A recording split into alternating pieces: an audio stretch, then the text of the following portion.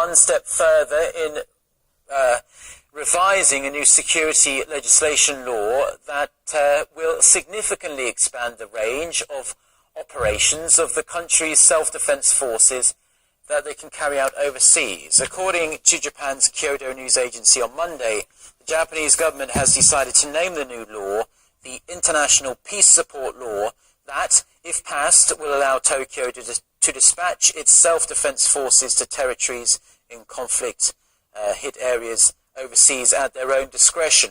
Japan plans to submit the bill on the legislation to the Diet in mid-May. Should it pass, it will remove many of the restrictions currently imposed on Japan's national security policies. Story, the ripple caused by the Songwan-jong list. That's right. Korea's ruling and opposition parties battled over the brewing corruption scandal surrounding several heavyweight politicians at the parliament's interpellation session today. Our Park Ji-won tells us more. The first day of the Parliament's 4-day interpellation session centered around a high-profile scandal that started with a note written by former Gyeongnam Enterprises CEO Song Wan-jong, who committed suicide last week. The note contains the names of heavyweight politicians, including Prime Minister Lee Wan-gu, former and current key aides to President Park Geun-hye, and 4 other ruling Saenuri Party politicians who allegedly took bribes from Song. While the prosecution launched a full-scale investigation into the allegations on Monday, the main opposition party has vowed to use the interpellation session to probe deeper into the scandal. During Monday's parliamentary session, Chung Chung-nae, a 2-term opposition party lawmaker, called for the resignations of 2 people on the list. I think Presidential Chief of Staff Lee Byung-gi and Prime Minister Lee Won-gu should step down and be investigated. In their positions, they can both influence the investigation. The Prime Minister cannot influence the prosecution's investigation. Meanwhile, the ruling Saenuri Party stressed that the Gyeongnam CEO's network stretched beyond the ruling party to include people from the opposition camps.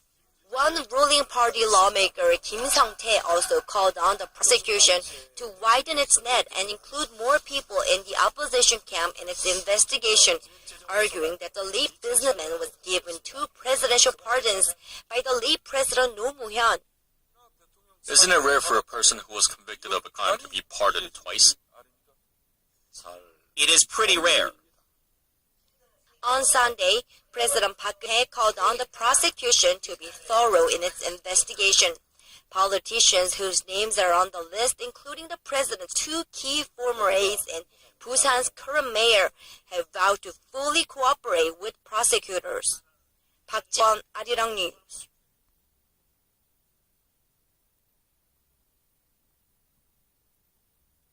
The South Korean government has denounced Sunday's armed attack on its embassy in Tripoli, in which 2 Libyan police officers were killed. In an interagency meeting on Monday, officials assessed the situation and discussed ways to protect its citizens in Libya and other parts of Africa and the Middle East.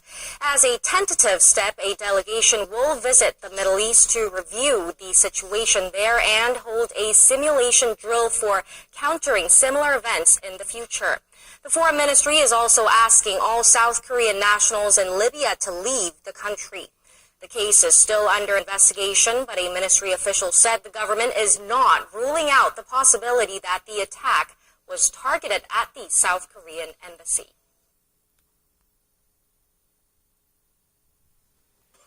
Coming up today, as the so-called bribery list scandal snowballs, Prime Minister Lee Wan-gu categorically denies allegations that he was one of a handful of politicians who received kickbacks from a recently deceased businessman.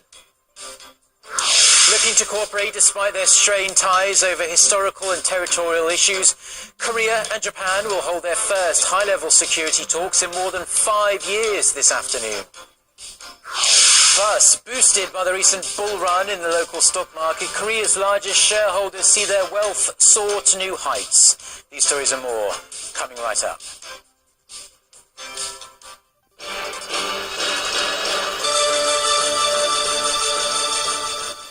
Hello, it's noon on Tuesday, the 14th of April. You're tuned into our midday newscast here on Arirang TV. Thanks ever so much for joining us. I'm Mark Broom. We start with the bribery list scandal that is shaking Korea's political landscape to its core. Prime Minister Lee Wang-gu, one of the high-profile politicians on the list, has once again flatly rejected claims he received any money from a recently deceased businessman. This, as a local daily reported additional contents of its interview with Song Wan-jong before his suicide, in which he claimed to have given Lee political funds 2 years ago. Choi Son starts us off. Prime Minister Lee Wang-gu says he did not receive any money from Song Wan-jong, a businessman who allegedly bribed politicians before committing suicide last week.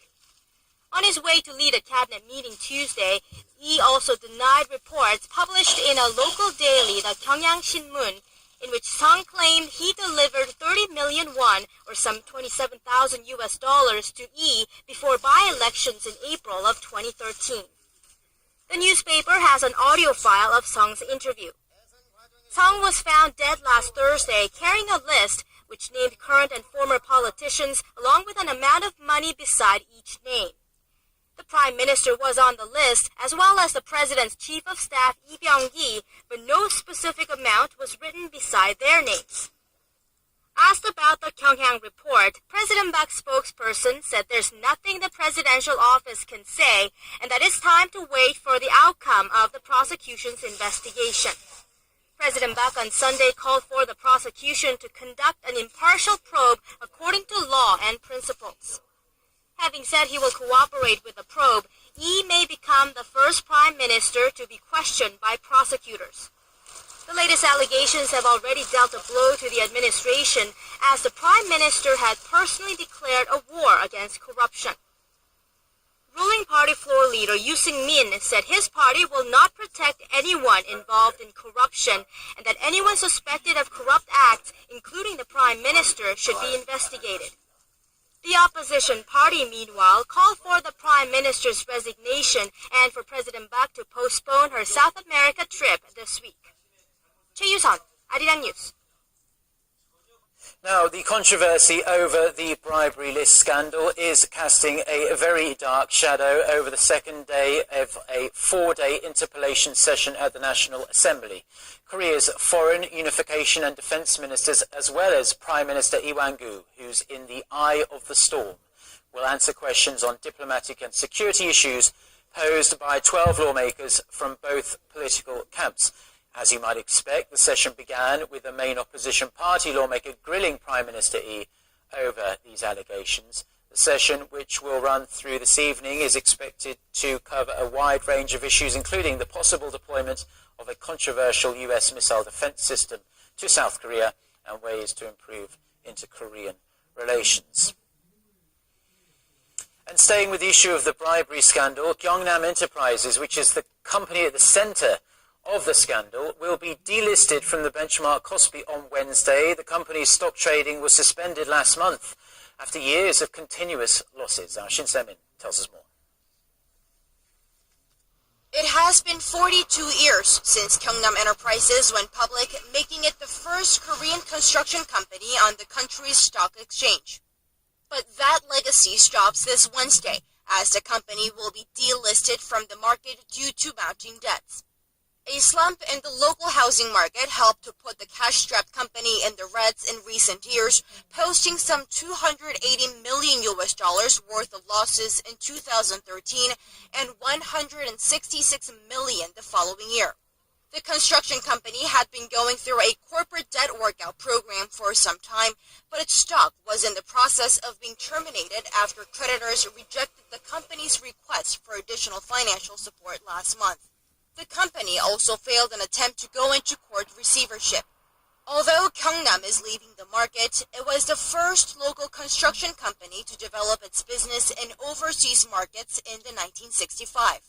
The builder began international work in Thailand, then on to Sri Lanka, Cameroon, Malaysia, and even to the Middle East in the 1970s. Gyeongnam Enterprises is now at the heart of a political scandal as its late chairman Sung Wan-jung committed suicide while facing investigation for pocketing overseas resource investment funds during former President Lee Myung-bak's administration. A note found on his body named 8 prominent politicians and listed amounts of money allegedly bribed. Shin Se-min, Arirang News. Now, in the rest of the day's news, Korea's National Assembly has adopted a parliamentary resolution condemning Japan for its repeated claims over Korea's Dokdo Island and its attempts to distort history. The resolution, which passed at Tuesday's plenary session, denounced Tokyo's recent approval of more Japanese school textbooks containing claims to the islets. The resolution called that move a clear violation of Korea's territorial sovereignty. It also warned that already frayed relations between Seoul and Tokyo would be further impaired by Prime Minister Shinzo Abe's continued visits to the highly controversial Yasukuni War Shrine and Japan's refusal to take responsibility for the sexual enslavement of Korean women before and during World War II. Now, Korea and Japan are about to hold their first high-level security talks in more than 5 years. The so-called 2+2 meeting will be held at Seoul's Foreign Ministry this afternoon at around 3 p.m. Korea time, involving 2 senior defense and foreign affairs officials from each side. They will be led by Lee Sang